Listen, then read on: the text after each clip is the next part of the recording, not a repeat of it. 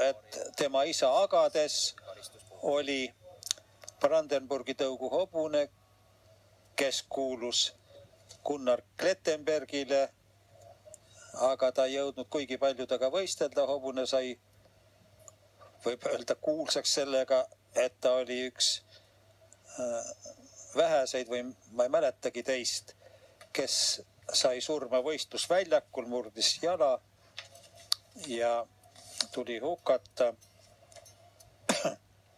Andis väga vähe järglasi, Agartor on üks selliseid.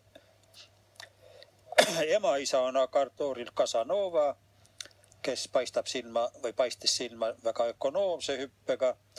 Casanova juures muidugi oli tähtis see, ta on küll andnud põhiliselt ikka torihobuseid. Sporthobuste harjutuses on teda vähe kasutatud, aga ta oli ainuke